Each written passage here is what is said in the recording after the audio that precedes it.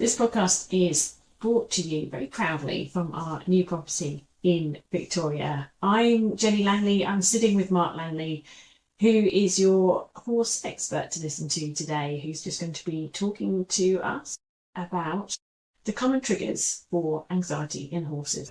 Hello, welcome to Mark Langley's Horsemanship Podcast, a podcast helping people to understand their horses better, to provide positive training solutions for a happier horse world for all.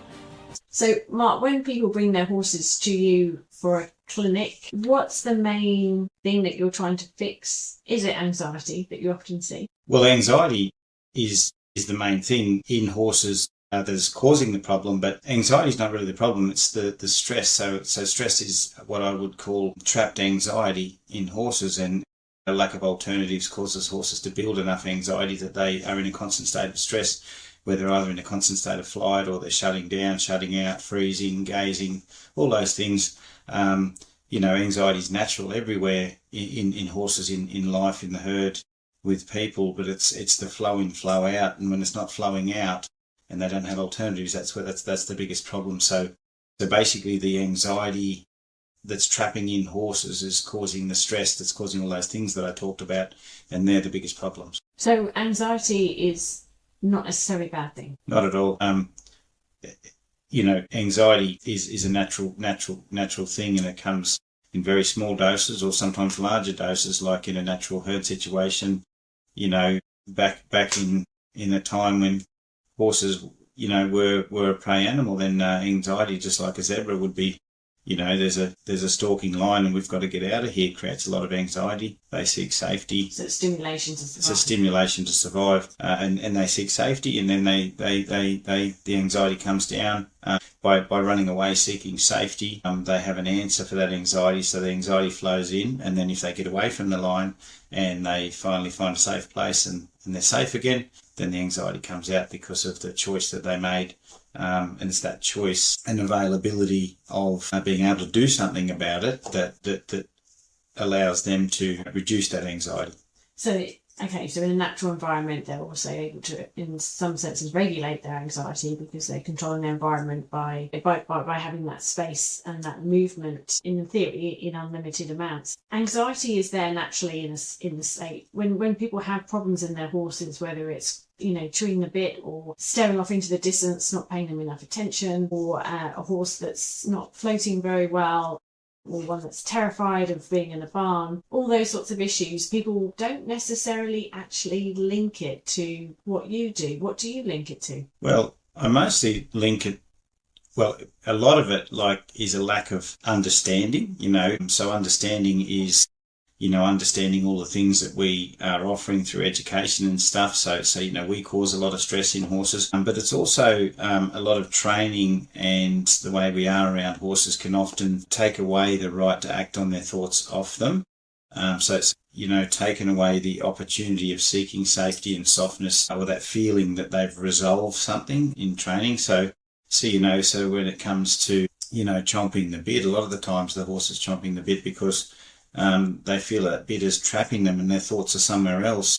So that starts that process of crunch, crunch, crunch, crunch. If the horse wasn't thinking, over the horizon, then it wouldn't feel that the reins are trapping it from being where it thinks it needs to be safe, because that horse is somewhat in some flight state or, state of anxiety, that it feels that there's something wrong there, and it could be because it can't understand that pressure of the reins. And, claustrophobia, once the horse goes in a claustrophobic space, it feels that it's in danger in there, and there's no safety in there or place that it can get away from that feeling of being in a cave or, so it's about being able to understand that is a place that is okay, and through graded exposure. But if they've never had that, or if they had a bad experience in a force float or something like that, then they constantly stay in the float without being able to resolve the stress from being in there. Okay, but all of those issues that I mentioned are caused by high anxiety, isn't that right? So someone might say, oh, horse is jumping on the bit, they're being really naughty, or,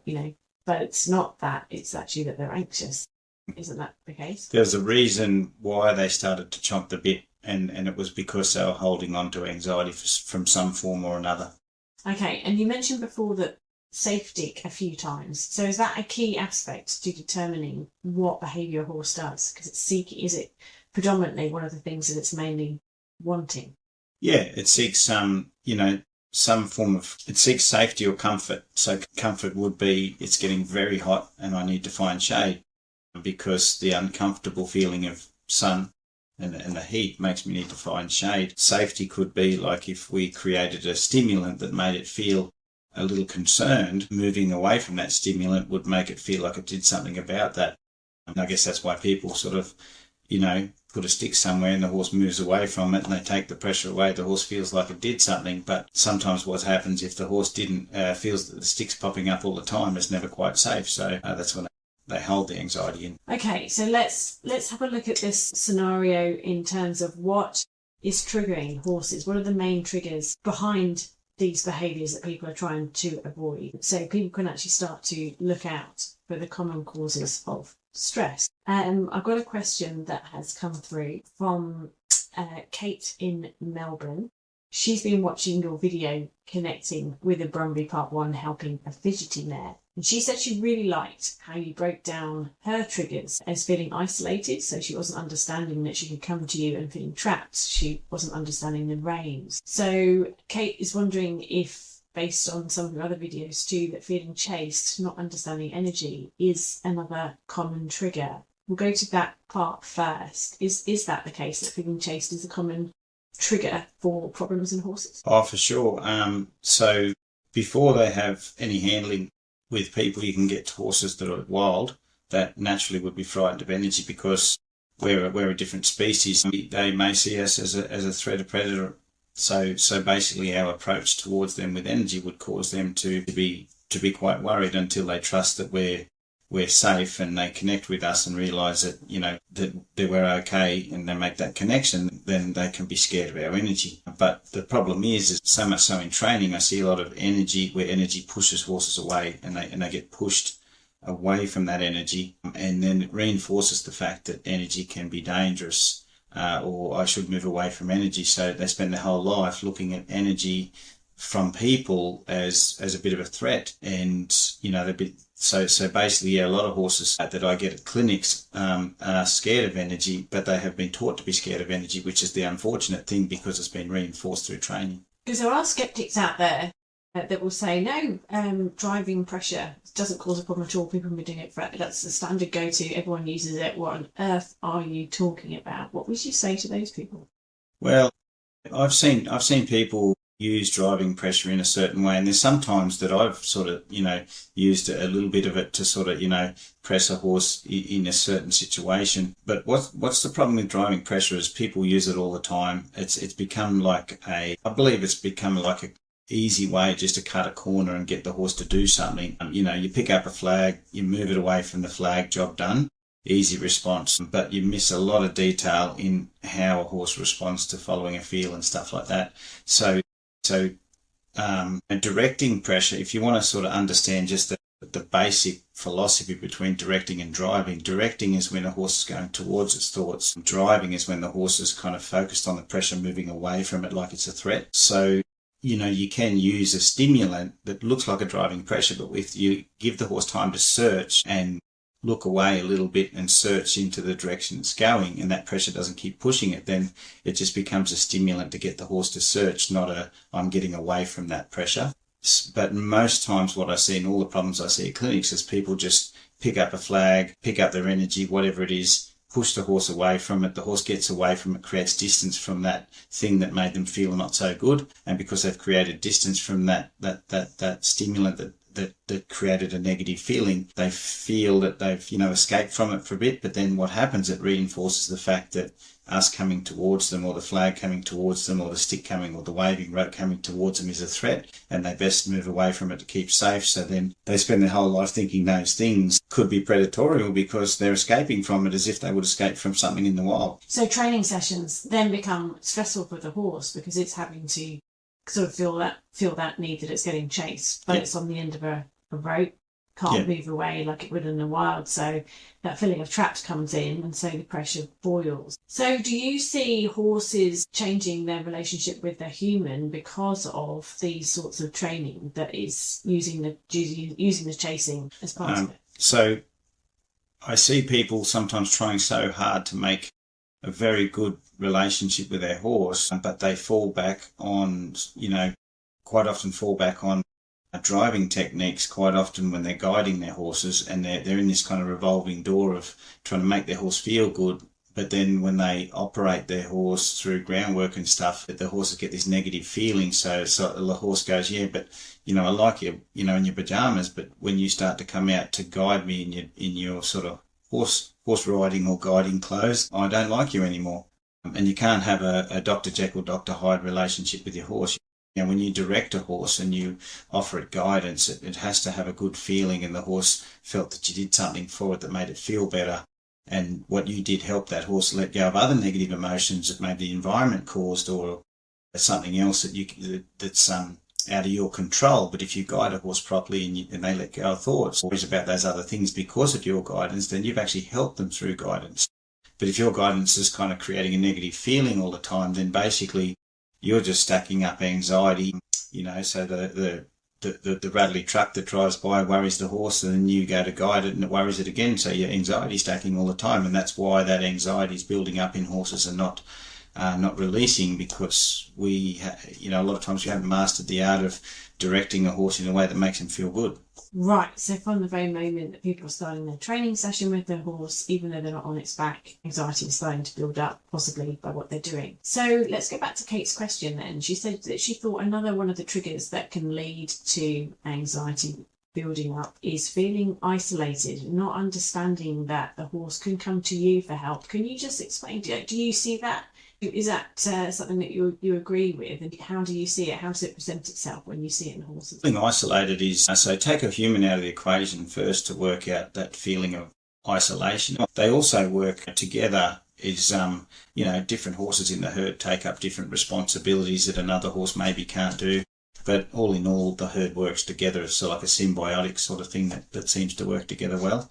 Not all herds work together that well because they just haven't got the right balance, because there never is enough horses. But a horse, sometimes it's maybe it's a horse that the others think are a bit odd, or they don't like it because of certain things. It might get pushed out and away from the other horses. And I've met a lot of horses that are at the bottom of the pecking order that carry a lot of trouble, but they're the ones that feel isolated because they're not really properly welcomed by the other horses, and they're always being poked by the other horses, just like a kid that's bullied at school. So that's that feeling of isolated and nothing to connect to. So you can kind of introvert a lot, or, just feel troubled all the time. So when you're with a person and you have that feeling already, then in the person, and you feel that person is kind of aggressive in the way they are, or they're not listening to you, they're not letting you kind of communicate with them, or you've already sort of stopped communicating, so you don't know how to communicate with that person, then basically, and if that person drives you and does certain things that make you feel like the horse is pushing you around,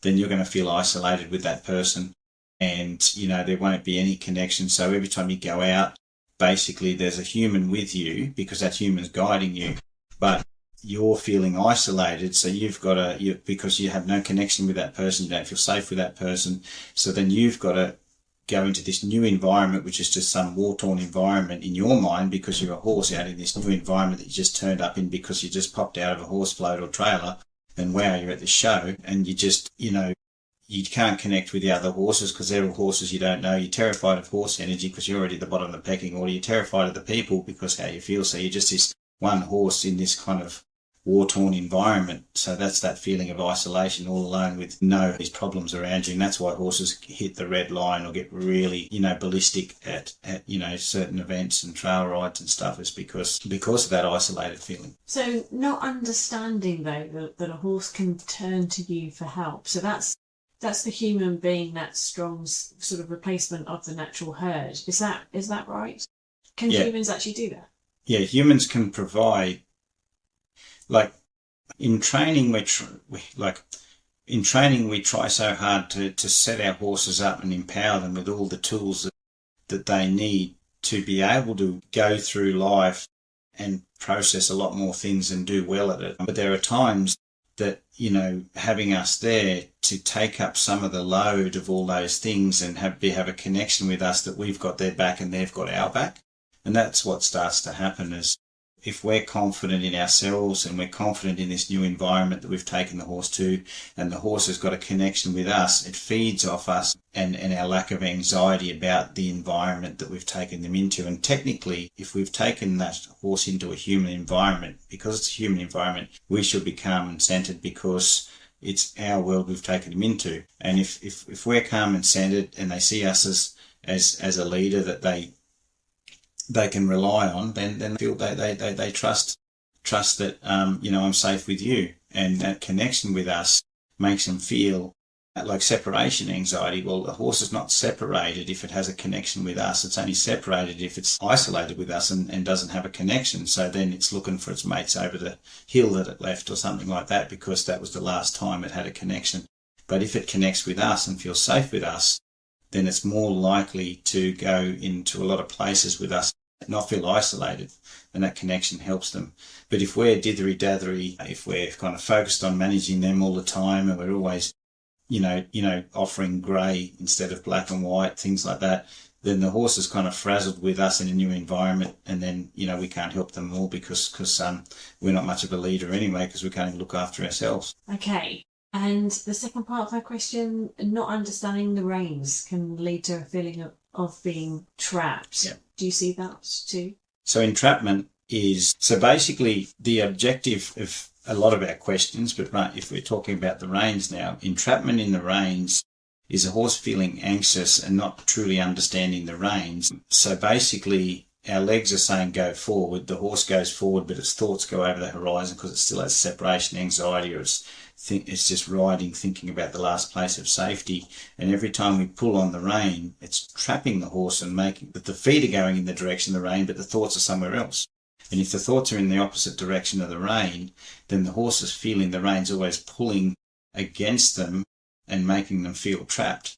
So, every time the horse goes, "I walk over there," the person pulls on the reins and says, "You can't walk." But because they never taught the horse the reins properly, or they never held the reins long enough to get a thought change, the horse's thoughts stay forward, but the feet stay still. So then the horse is feeling trapped, ready to go forward. Like it'd be like someone in a cage, knowing that they can't get out the cage, but their mind is over there on freedom, and they spend their time looking outside the cage, hoping one day the door will open. That's where people sort of sometimes get a horse in a gallop, and then all of a sudden the horse feels like the door's open, and then they bolt because they're not trapped. And some people ride their horse in an arena, and the horse knows that arena is trapping them mentally, and the reins are kind of trapping them mentally. But then all of a sudden when they get outside the arena and there's big open space, they wake up. And, how often do I hear people come to clinics and say, "Oh, my horse is so dull in the arena, but when I take it out, holy cow, it's like it's got heaps of energy." And it's like, well, it's got that feeling of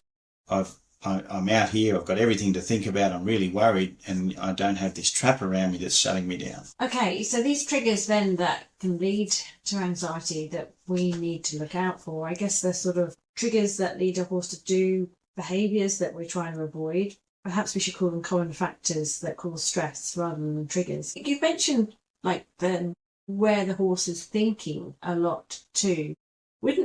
Is that what you look for in terms of when you're trying to work out how best to help it? If its thoughts aren't following the rein, if its thoughts aren't on the person, or it's clearly its thoughts are away out down the paddock somewhere, that would be something that you look out for. It's not necessarily a trigger, but it would be a factor perhaps that leads to something. Is that right?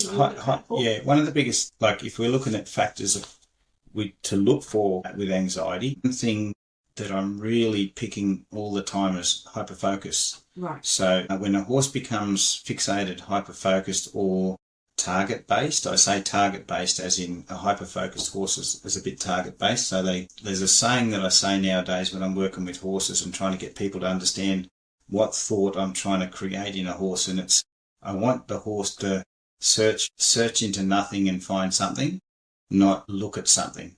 So if you look at horses in general, if you look at a few horses at a clinic when you're guiding them, they're either looking at you, say for instance in groundwork, they're looking at where someone's got a stick in, or someone's, because they've been taught to focus on the person, focus on the stick, focus on the flag, focus on the person. So all they're doing is looking at where the pressure is moving off it, hyper-focusing where the pressure might turn up. But because of that, they've been taught to just target where the focus is coming from and not search a way into nothing. And nothing is basically, if you were to sort of glance somewhere just to see what you see, and as you're glancing, you notice things as you're glancing. Whereas if I was sitting looking at something and then a kangaroo bounced in my peripheral vision, I'd look at the kangaroo. So that if that was to happen, and a lot of horses do that, they're sort of 1 minute they're focused on you, then next minute a horse moves and they focus on that, and then you move and they focus back on you.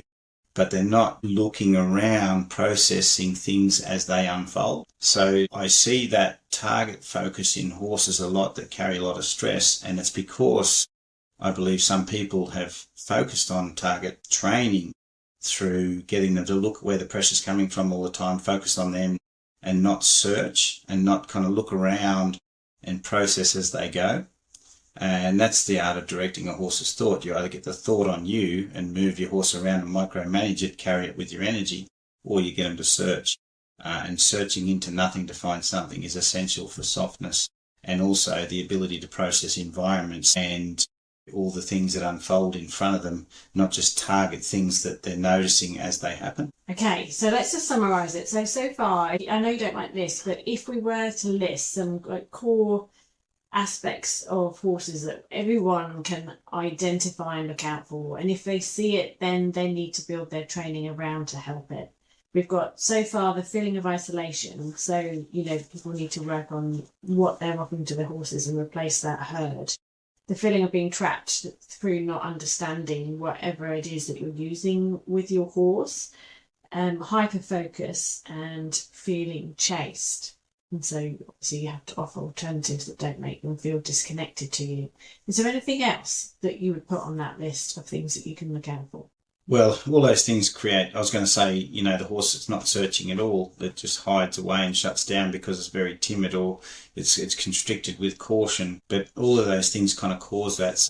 But, you can look at the overcautious horse that just sort of, hides and doesn't do anything. And that's an indicator if the horse is just shutting down, not searching. That's something you really want to look at. The other thing is just the constant gazing off into the distance, that you look at. But that's just another form of hyper-focus.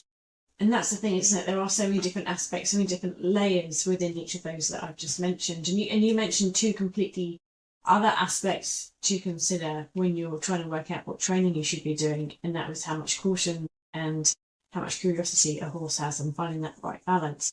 So anyone that's listening that has pricked their ears up about wanting to sort of get the right balance of those things, the yin and yang of curiosity and caution, we do have specific podcasts on that and specific videos on the membership, which you might find quite interesting, because I guess nothing is straightforward, is it, Mark? And this is why you don't like lists. You actually have to really look at the horse in a really holistic manner. There's so many different aspects to consider.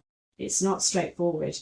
And I just want to highlight someone out there could potentially sort of grasp even some of these concepts and build on them. I'm going to go to a question that's come from Claire in the UK. Maybe you can just briefly help give her some direction on what she should be looking at in order to find a solution and adapt her training to solve this. She has a horse who constantly chomps on his bit, and she says he is not just chomping, he's really going for it.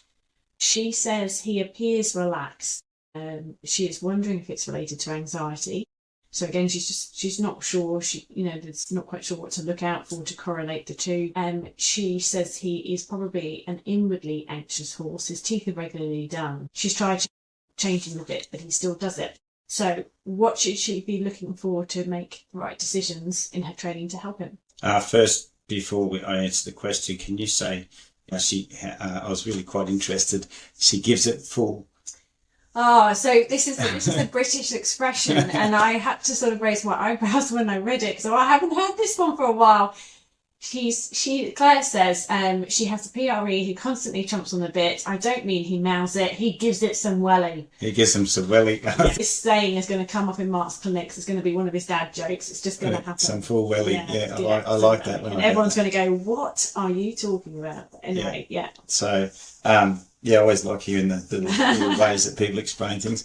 So basically, chomping on the bit, it starts as, because the horse has got a bit of steel in their mouth, and it starts as a sort of an anxiety, but it can be like when you have a trigger, then you do something, people who click pens, or they tap the floor, or they, you get people who, I must admit, I get a bit fidgety even sitting here doing a podcast, because sitting down for a while sort of really, can maybe sort of tap into my ADHD. But with horses, a lot of horses that actually fully grind the bit, they started by not understanding the reins properly, and very quickly there was an anxiety that stayed inside them, and then they crunched, and they went crunched, and then all of a sudden it becomes a habit. So as soon as the bit goes in their mouth. So there are some horses that when they let go of a strong thought and they come back emotionally and they start to trust the reins and follow the reins, they stop chewing. Some horses chew when they're worried and then not chew when they're less worried. Horses, the bit is a trigger to chew and create worry. So if he's got to a stage that the bit has, as soon as the bit goes in, he starts to chew, then it wouldn't have happened had the bit had gone in and he'd learnt to follow the reins and get soft, because he wouldn't start chewing like that if he was soft. So if the bit's become a trigger, that's a little bit of a concern, because it's not a huge concern. You can still sort of fix it. But if the bit's the trigger that he just starts to crunch and it's become a habit, then I would start to ride him without a bit for a while. So riding, steering doesn't associate with that crunching and chewing. So you can sort of take one away from the equation. Either way, I would probably take a bit out of his mouth for a while, and I tend to ride in the side pull, and teach the horse to be soft again. And the biggest thing that would have caused the feeling of being, caused him to start chomping, is that the feeling of entrapment and his thoughts being somewhere else. He might seem a bit obedient, he might seem he's okay, but his thoughts are somewhere else, and you probably find he's not following the rein properly with his thoughts. So he's not letting go of an old thought to take on a new thought. When he's going forward, he's probably feeling like a bit like, oh, this is trapping me. So, first thing you can probably do is ride him on a loose rein. Just let him walk around and see if you're not riding him in contact, if he stops chewing or the chewing gets a little better, a little less, I should say. So if you're, say, for instance, if you're riding around in an arena, just let him go on a loose rein and just let him ride. Let him take you where he wants to go. If he gets stuck in a corner, steer him out of the corner and then just drop the reins again, and just let him wander around and just see what he does without you pulling him and pushing him and guiding him for a while, and just see if he just sort of wanders and then goes, oh, right, I've gone towards my thoughts, I don't feel trapped, and he starts to relax his mouth and starts to go, oh, I feel okay, and then stop chewing. And if he carries the bit on the loose rein and starts to kind of stop chewing, and you then pick up the reins and he goes crunch, crunch, crunch, here comes the entrapment, then you know that that's that contact and guidance in the bit that's making him feel trapped to want to start to chew. So when you do pick up on the reins, you have to hold the reins until you make a thought change. And basically you want to feel the horse. Say, for instance, I'm not going to go through every single sort of steering lesson, but I use a backup as it's a very clear example of a horse thinking forwards or thinking backwards. Okay, so when you pick up two reins, if he's leaning, if he's heavy on his forehand, if he's not backing up correctly, he's out of balance. So every single horse that I've met that chews the bit is out of balance. I've never met a horse in balance. I've never met a horse that's chewing the bit that's kind of feels good and in balance. That they're always, something's out. Their thoughts are out. They're not working. They're not in balance in their body because they're stressed. So basically, if he's backing up, his thoughts are coming back. The first thing you'll see when the thoughts come back is the ears will come back, and you feel that the horse is backing up. So like if you're still leaning on the reins and pulling him back and he's backing with pressure and his body's all stiff and braced, well, he's going to be going, chew, chew, chew, I feel trapped, this thing's dragging me backwards like a log. So you've got to hold the reins long enough, or maybe do it in a way where he feels like you might have to firm up a little bit until he kind of lifts back and says, oh, I might have to back up a little bit, and teach him not to brace, and then loosen up and let him catch up with that feel till he's feeling like he's backing up and the reins are just gently guiding him back, as in the lightest of pressures just guiding him back. and he's thinking backwards. And, you take that push out of him. So as you slow down in the walk, you pick up the feel, he pushes, you hold, get him to back up, and those thoughts have to be coming backwards. And, when you're steering, the thoughts have to be going left, have to be going right. And he's got to be carrying that turn or carrying that back up in his mind. If he's not doing it, then his thoughts are somewhere else, the bit's dragging him in the wrong direction, and he's feeling trapped. And some horses, this is the hard thing for a lot of people, is some horses have learnt to be so light, they're actually slightly avoiding the bit because they're frightened of it, and they're going to chew the bit too. They're going to back up really light, so if you're light in your hand, they're going to turn light. But if you watch closely, they're not looking and softly floating that inside ear into those turns, and they're not engaged in that turn. They're just kind of turning lightly because they're scared of the bit, because the bit's hurt them in the past, and they don't want to lean on the bit or get near the bit because it's frightening. So those horses are going to be chewing too. So you're going to have the leany ones that are chewing, you're going to have the ones that are hiding. I see a lot of horses that have been so bent in the reins, left and right, and bendy, that they're actually bent. You can't feel them in your hands, and people think they're amazing because they feel so light, yet they're chewing the bit and they've got hard square eyes. So because they're not soft, because they're hiding from the bit. So actually looking for anxiety and looking for where your horse's thoughts are actually two areas that are the key, isn't it, to understanding some of the training? Yeah. Because they are related to problem solving and also to understanding the problems in the first place. There is so much involved in people coming on board with assessing horses' needs, isn't there, as opposed to just trying to get them to do things. So, if a horse isn't cooperating, if it isn't doing what you expect it to do, rather than getting frustrated at this particular action, it's a case of actually going, well, hang on a minute, what is going through my horse? What's led it to get to that point? And that's a whole different way of thinking of things, which of course is why you have the slogan, look through a different lens. Is it hard to teach people to do these sorts of things, to come on board with it? Do you find it's challenging? Oh, well, I just had a fence sitter at this particular clinic that we're running. We're just on our rest day today, and she's fence sitting, and she goes, oh, I've just got to undo everything that I've learnt and do the opposite. And I'm like, well, not everything, but, but she's realising it doesn't matter what country I'm in. I do a clinic, people see very positive change in their horses. So that's the only reason I think sometimes people come on board is because they've seen a change in their horse. But if it wasn't for a change in the horse, some people would walk away going too hard. Every other trainer has told me the opposite of what he's saying. Why should I follow him? And I've had that feeling. I had someone, there was someone sent a feedback through, and she said, oh, I like what you teach, but it contradicts what a lot of tried and true trainers are saying out there, and I think I'm just going to believe the tried and true trainers. And I'm like, well, fair enough. So I'm lucky enough to be able to show people a positive change in their horses. If I couldn't do that at some clinics, and they see and feel the benefits, and when they practice it at home, they come back feeling those benefits, I wouldn't be able to hook them and bring them on board and say, well, I can help you.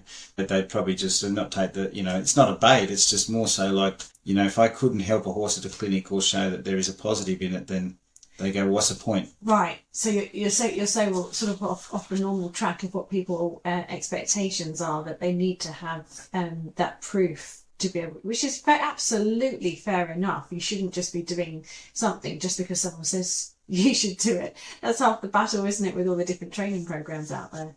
And people do them because someone else is just saying to do it. But isn't that good that you can actually make those changes on the horses, and you can actually prove your point? And I do know that a lot of feedback comes through from people saying the long-lasting effects of what your training does. It's not a short-term fix; they actually stay with the horse, and so that that's really good. We know it's sort of all helping. So okay, we'll wrap it up at that. I think we've talked for long enough on this subject. I hope it's been helpful to all the listeners out there. Of course, we've got lots of videos online if you want to look at any of these areas in more detail and just see how Mark is doing all this training. But thank you for listening, and we'll be back again next week. Thanks, everyone, and thanks, Jenny. Thanks for listening to Mark Langley's Horsemanship Podcast. This episode is one of hundreds more. So if you are interested in learning all about how Mark trains and changes horses' mindsets, and yes, he really does do that, so that they are more open and willing, listen to another. They are packed with practical insights that everyone can use.